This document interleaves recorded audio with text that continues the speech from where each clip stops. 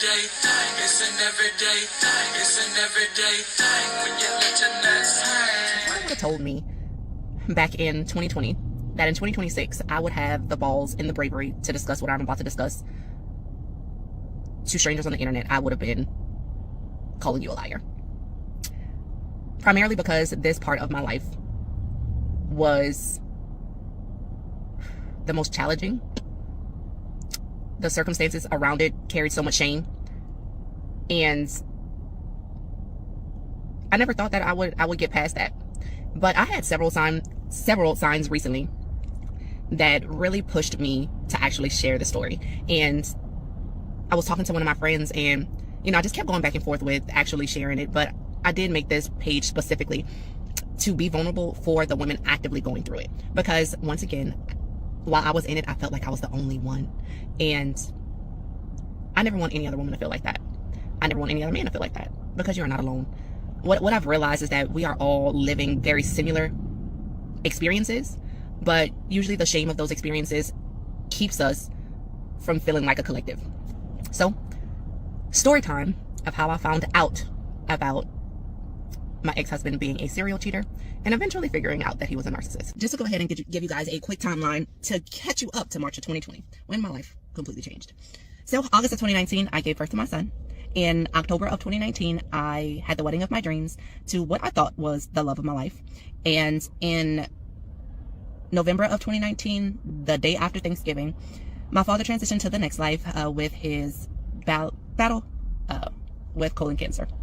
So during my whole period of my pregnancy, I was also dealing with watching one of the strongest men I know wither away right before my eyes. So it was such a bittersweet time for me, because while I was super excited to be carrying my first child, and obviously my family's first boy, because I had two bonus daughters, so this was his first boy, I was watching my dad deteriorate.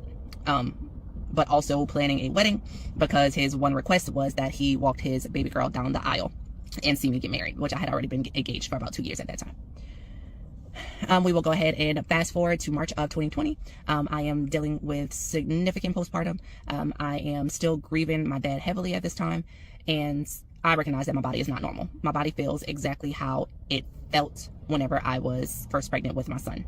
And I told my husband at the time, I was like, I can almost guarantee you that I'm pregnant. And to be quite frank, I'm not in a mental space to have any more children. It will be unfair to bring another life into this world and give them this kind of mother. So I went ahead and I called my OB. I took 2 at-home pregnancy tests. I went ahead, I called my OB and scheduled a appointment because I couldn't tell you how far along I was, honestly, because I wasn't having any menstrual cycles because I was breastfeeding my son. He was about 5 to 6 months, so I did not have a normal cycle at that time. So I went ahead and I seen my OB the week after. I took my 2 at-home pregnancy tests that were positive. And obviously, if you've ever had a kid or dealt with pregnancy in general, you know that your first appointment, they are doing a routine urine sample for STDs, and 2, to make sure that you're actually pregnant. After that, I was able to see my OB, and I was pretty honest with my OB, and I was like, hey, I'm going to be completely honest. I don't think you're going to be seeing this one through. I'm honestly just here because I need to see how far along I am, so to figure out what my options are. And he was like, okay. He was like, no judgment here. This was prior to all this banning abortion BS. And he was like, well, let me go ahead and see if I can go ahead and get you at least an ultrasound today so we can figure out how far you are. I luckily got in with my OB that day, and the minute she put that probe on my stomach, I tilted my head and I said, why does it look like there's 2 in there? She said, what do you do for a living? I said, well, I'm a dispatcher, because I was at the time. And she said, well, looks like you have a career in ultrasound tech, because here is baby A and here is baby B. For sure you can ask any twin mom about that nervous laugh that you do, because you're really not gathering what they putting down, honestly. And I knew in that moment that I was pretty much having those children. I always wanted twins. It was always the thing that I talked about when I was younger, and I was like, I'm just gonna have to carry this cross and figure it out. Furthermore, after I figure out it was twins, she then does all the measurements, and she gives me their due date. My due date for my twins was November 14th, which is very significant to me because that is one of my big brother's birthday. Probably the biggest protector out of all of my siblings. They would have shared a birthday. That's very significant, once again, because my baby that is here. So Jake shares a birthday with my brother that passed away, and my twins were going to share a birthday with my biggest protector brother, if you will. And if you're spiritual, that was a divine thing all in itself, that all those birthdays aligned moving forward. Once again, I completely changed my mind on not going through with the pregnancy. We were just gonna have to figure it out. And I was going to have 3 under 2, to be quite frank. And I mentally started preparing myself for that. And then the next day happened.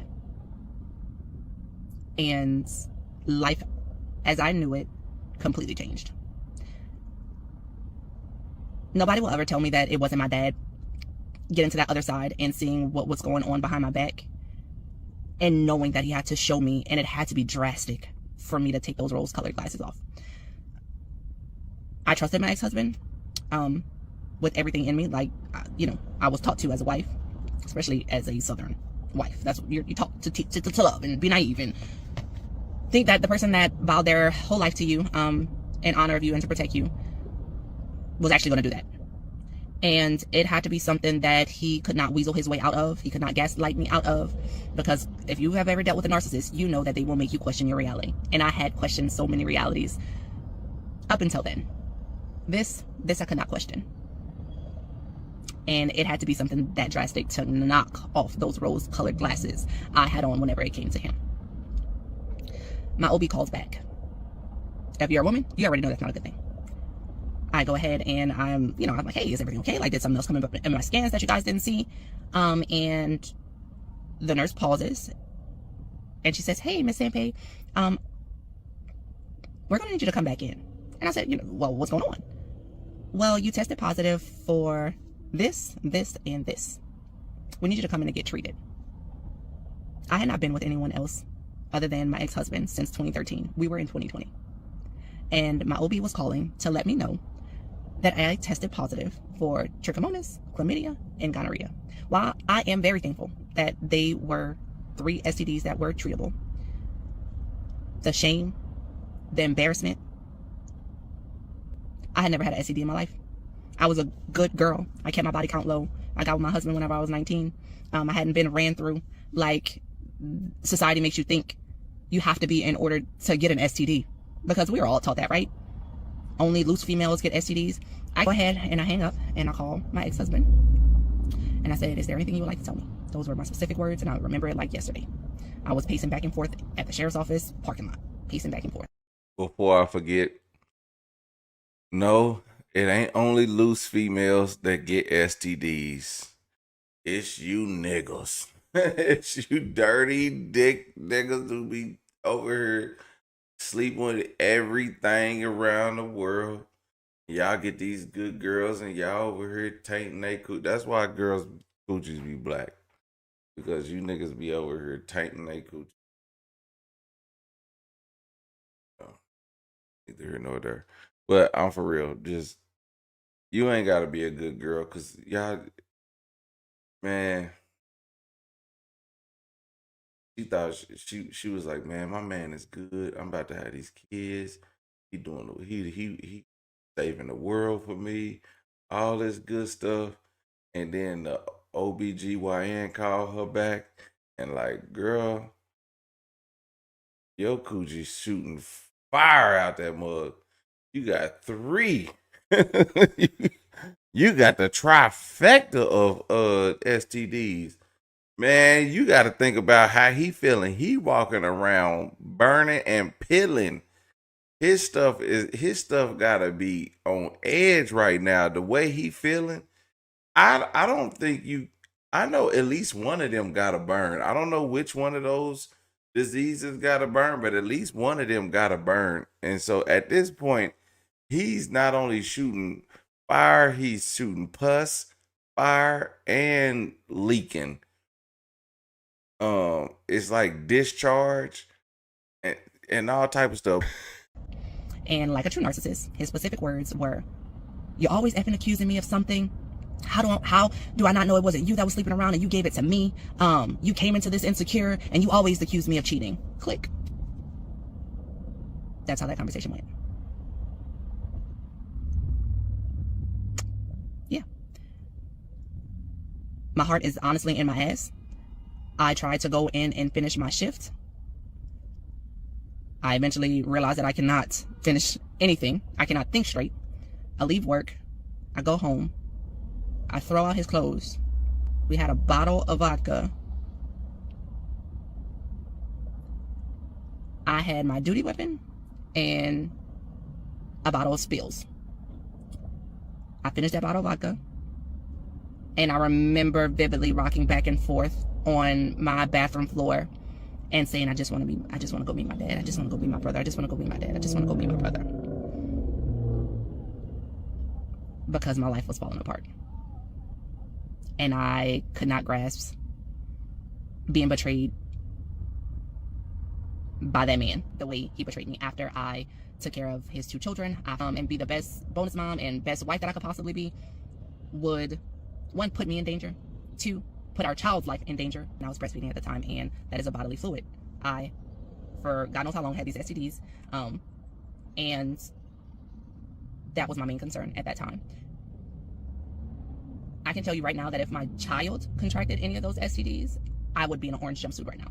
He comes home, he's tearing shit up like I'm the one that did something wrong, which is what narcissists do. They make you believe that you're the person that's completely wrong. So they're more angry than you. Like, he's tearing down our pictures and throwing shit around, and I'm like, wait, what the hell's actually going on? Because I could have sworn that I just found out that I have 3 STDs. What the hell are you throwing shit around? But if you ever dealt with a narcissist, they live in that false delusion, and he pretty much needed to run with the story that, how do I not know you did this to me? Because he's not admitting fault to anything at this point. And matter of fact, he did not admit fault until 3 days later, which wasn't by default. Stick around, I'll tell y'all. I make the appointment to go in and get treated. This is peak COVID time, you guys. So we're doing temperature scans at the door, and only a certain amount of people are allowed to get in. And I am dealing with the worst news that I have. I don't even know how to explain it. So I go into my OB's office, and there's a nurse outside taking the temperatures, and obviously I'm a wreck. I look like a wreck. And she was like, I know I'm not supposed to do this, but do you mind if I hug you? And I had not told anybody what I was going through at this moment, by this point. And that little lady, that little angel, put her arms around me, and I lose it outside of my OB's office. She was like, what's going on? And I started spilling my guts to this complete stranger, telling her that, I just buried my dad, and I just got married, and I'm pregnant with twins, and that they just called me to tell me that I tested positive for all these things, and I didn't do anything. I did all the right things. I was a faithful woman. I did everything that I was taught to do, and here I am right now dealing with this. And she said, you get your babies and you get the hell out of there. And I get inside of my OB's office. He prescribed me the antibiotics for, I believe, the gonorrhea and the chlamydia, but trick, I needed a shot for. So I had to go and get admitted to the hospital to get that shot, which the hospital was right next to my OB's office, so it was in walking distance. And I remember walking into the hospital and feeling so dirty, and I wanted to scream. I'm not responsible for this. I was a good girl. I was a good wife. I wasn't loose in any way because I'm in here getting treated for these things. They put me in the room. They come in to administer the shot, and they tell you pretty much have to wait 30 minutes to an hour to make sure you don't have any reaction to it. It is 6 years later, and I still cannot go into my OB's office without catching a panic attack. Whenever they take my blood pressure, they look at me and ask me if I feel dizzy, if I am having any headaches, because my blood pressure skyrockets every time I go to an OB's office till this day. And we are in 2026. That happened to me in 2020. So, as we all know, your body and your mind keeps the score of your trauma. That is how traumatic that was for me. Before I left my OB's office, he was like, unfortunately, Miss Sampe, I do have to go ahead and let you know that I do need to send you for testing for HIV and AIDS, because they only ran certain panels in my OB's office. So after I got treated for trick, I then had to go to diagnostic something and get tested for HIV and AIDS. Phlebotomist in there, once again, what's going on? Why do you look like this? You look like you have been having a hell of a day.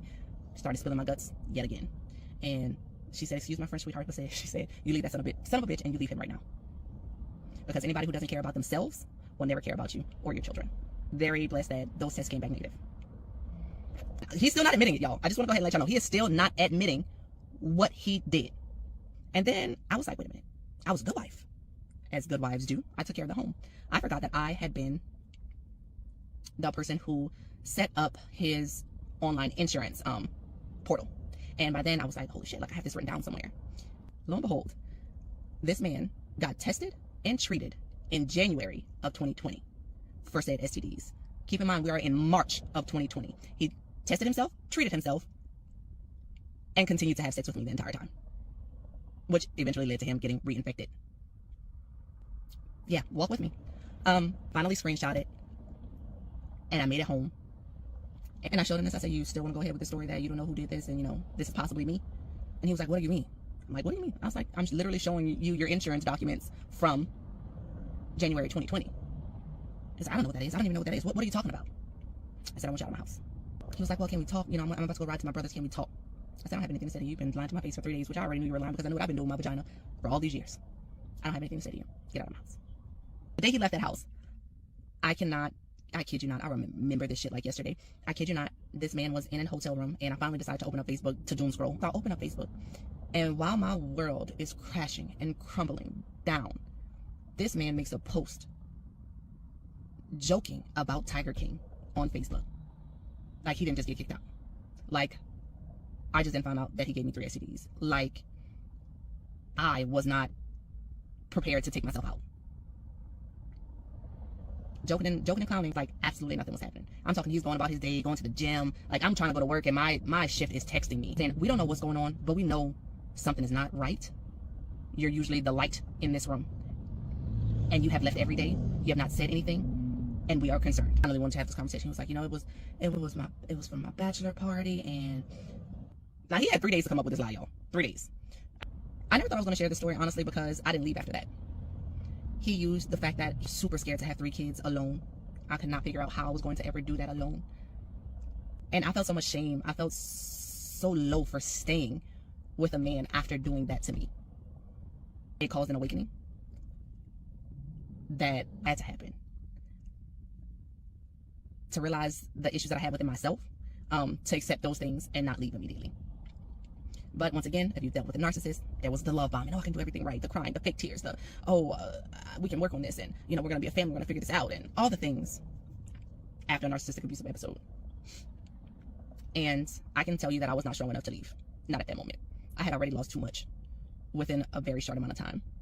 And at the time, I thought it was just a one-time mistake. I had just made a vow for forever. The Bible, I was full Christian at the time, the Bible tells you to forgive. And first time is a mistake, and after that, it's a choice. And I'm like, we're gonna go to therapy, we're gonna try to work this out. I did not have this big ass wedding, a divorce a couple of months later. I just lost my dad. I cannot deal with another loss right now. And so I stayed.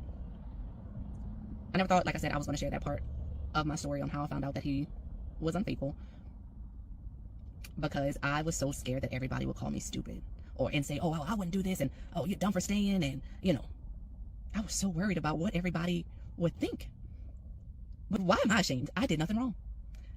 I did what I thought was right at the time, and I no longer share that shame, that burden. I tell it freely now, because that's not my it wasn't my problem. The only thing I was guilty of, once again, was loving a man who was incapable of loving me, and honestly, quite frankly, loving himself. I'm so past that. This is life after leaving. Every day is not going to be about the trauma that I went through when I was married, because that's not my full life. That was just a chapter. I am genuinely happy with the woman that I am now. I needed to learn those lessons. When I learned them, you can do all the things right and still get effed over.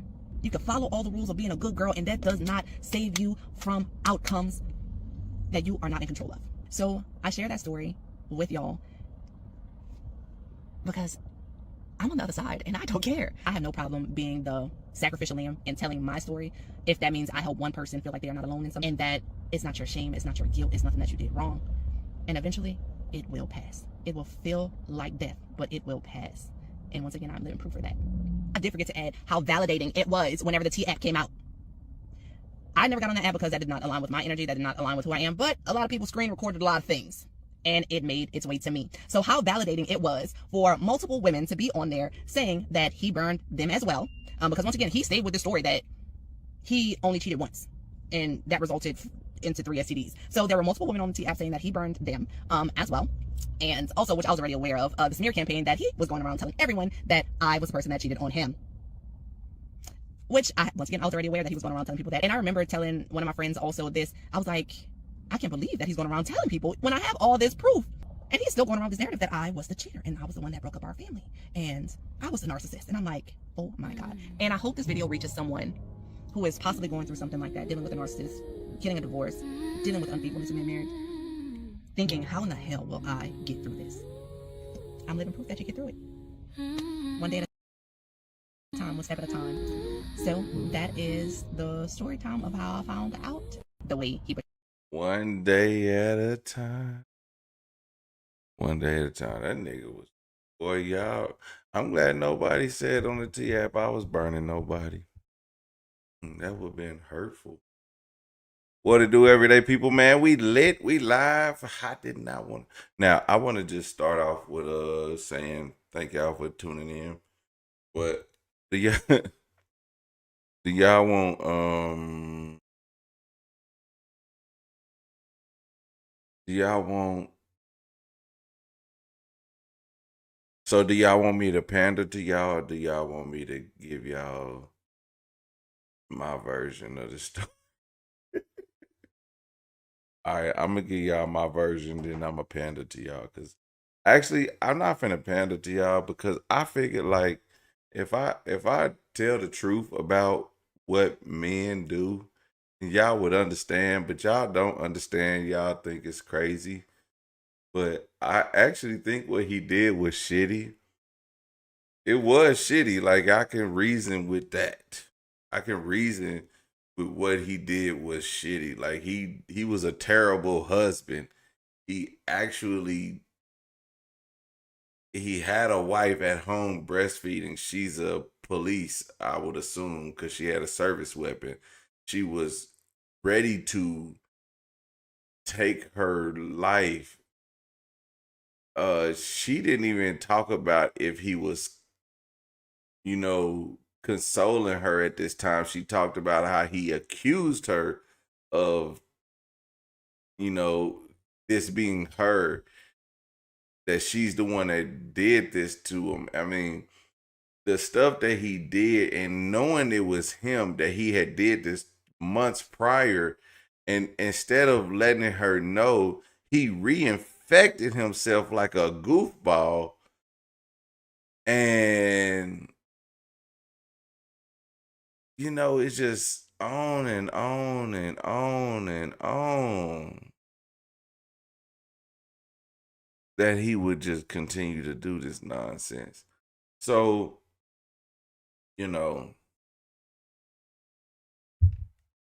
I just think that he's just a terrible person. And there's no saving him. He won't make it. In fact, this woman was too good of a woman for him.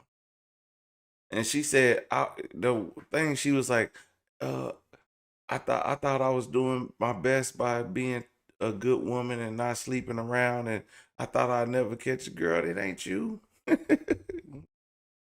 You doing your part, but you also gotta find a man that ain't ready to go out there and give it up. Now, let's talk about the narcissist part. Sometimes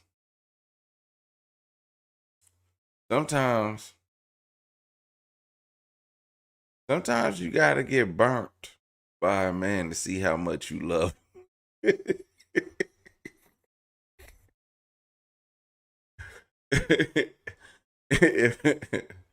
if man, if you can survive 3 STIs, or what they call STDs, STIs, or whatever, you survive 3 of them things, and you can, if you can repair your marriage after that, then damn it, keep that man. You know what I'm saying? Work hard, because that's the ultimate test of a relationship, is surviving 3 STDs. And just one is just like, all right, look, man, you had you some. Look, are you in this with me? Are you in this with me? 2 is like, bruh. 3, it's like, slap the clip in, I'm finna shoot you. She should have shot the nigga. 3 is too much. But at the same 3 at one time, like that's the ultimate sacrifice. Is like, dude, is this really worth continuing my marriage? This is not worth continuing my marriage. So that's this. It's like, but catching the STD in a marriage is like the ultimate test. Well, catching the STD or having a baby on somebody, like if a man or a woman has a baby outside of the marriage, or catching the STD, having sex is one thing, but you know, catching an STD and having babies, that's another thing. Yeah, that's too much. You doing too much when you start doing that. But look, sometimes, but listen, if you listen, if you love a man through a STD, I promise you. But you gotta whoop his ass out of it. You can't just let him go. You can't just catch a STD and just like, cry. You can't just cry and be like, oh, you gave me STD. No, you gotta whoop that nigga. You gotta like pull out your belt and like beat him with the buckle end and like let him know you serious. Like you gotta really tell him like you ain't getting out of this. We got 3 kids. You not getting out of this. You think and you gotta do more than just, more than the necessary at that point. When you they give you the 1, you know what I'm saying? You get 3, you know what I'm saying? When you get 3, you might have to. When you get 3 STIs, you might have to start taking that nigga to work. You might have to take his car keys and take him to work and drop him off and pick him up every day. He's your B-I-T-C-H. He's your bitch every day. You know what I'm saying? And if you want that thing to work, he got to be your bitch. That's how it's going to be. Ain't no way you going to get out this relationship. No, you ain't leaving me with 3 kids, you lousy, cheating bastard. What you think? You think I'm finna be sitting over here with 3 kids and you just giving me $400 a month while you go infect another? Yeah, right. Come on, man. What is we talking about? Y'all gotta be more stern with the coochie. You know what I'm saying? Like, hey, nah, this is yours forever, okay? You done burnt this 3 times. You know what I'm saying? When it's the way you burnt this is like the way owner puts how they brand their cows. Yeah, you branded your cow, bro, with these chromosomes. And the way that when they look at the telescope, when they look through the telescope and they see those little things and say, "Oh, yep, you got a STI and it belongs to so and so." That's they gonna be like, "It belonged to your stupid ass." That's how it's gonna be, for real, for real. That's how it gotta be. You gotta treat these niggas like that.